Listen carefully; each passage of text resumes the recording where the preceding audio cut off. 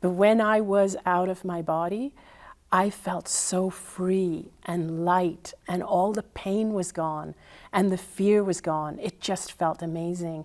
And I felt powerful and magnificent. And I could see my physical body lying on the bed, and my physical body looked so small and insignificant compared to how I was feeling. When you were in this state, did you notice other entities around you or anything like that? Yes, I felt I was greeted by other entities who, it felt like they were there to help me to cross over. And I didn't recognize all of them, but one of them was my dad, who had passed away 10 years prior to that.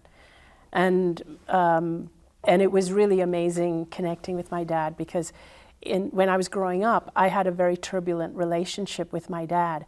But here on the other side, all I felt from him was pure, unconditional love. That's dramatic. Yeah. In that state, these 30 hours that you were in, what did you learn when you finally came back? And tell me about that experience being rammed back into your body. How did that happen?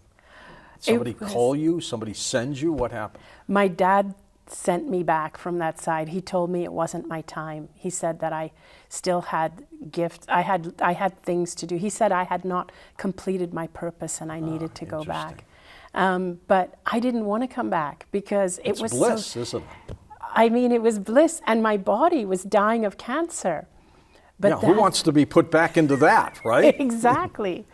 But that's when I started to learn the lessons. I realized that we are much more powerful than we have been led to believe. It's almost like it's been conditioned out of us when we're in the physical.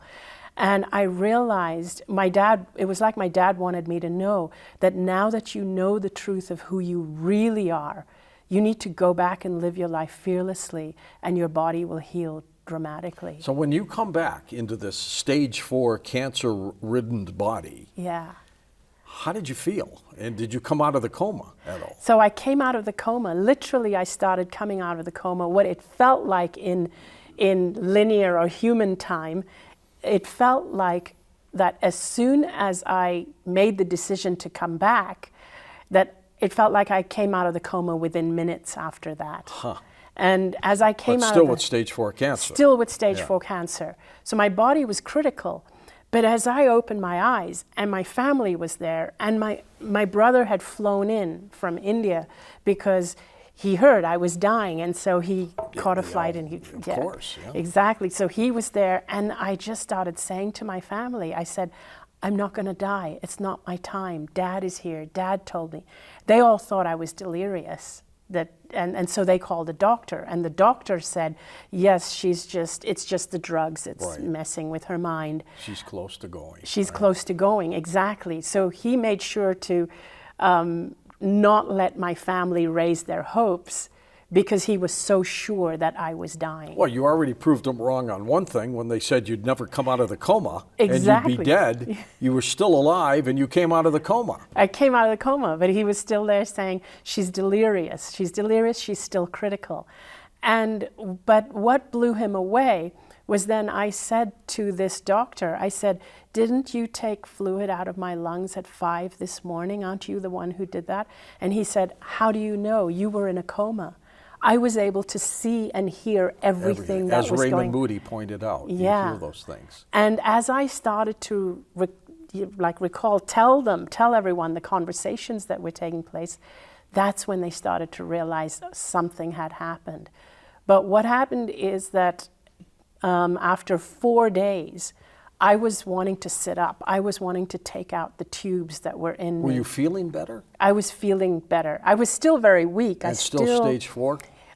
So in 4 days, they took tests. Actually, by the 5th day, they took tests, and they found that the tumors had shrunk by 60%. In 4 days? In 4 days, and they could not explain it. The doctor who was treating me was blown away. He said, I don't even know what to write in your medical. They've never seen anything like this. They thought they'd made a mistake with the records. They thought they had brought the wrong medical records to compare. Do they think the mistake was made on the first time when they called you stage 4, or on the second time when they said it was gone? Well, or actually, in what remission? happened? So what happened was that when they send me to the lab, to the radiologist, and so the radiologist doesn't have a relationship with me, and he's just taking the tests. He's just looking at and numbers. he's just looking at numbers, and I could hear him calling my oncologist and said, "Have you sent me the right records?" Because when he made the comparison, he said, "This is not This is possible." not a stage 4 person. you know. Yeah, exactly. My God. And were you alert then? I was alert. And over the days, over the next 3 weeks, my work was to build up my physical stamina because I now had to build my strength up and my muscles up again. Anita, did you know what was happening to you at this point? The fact that the cancer was going away, was in remission, you were getting better. Were you Yes. aware that you were doing this? Yes, because what actually happened is that as soon as I came out of the near-death state, I understood that cancer is not a physical disease of the body.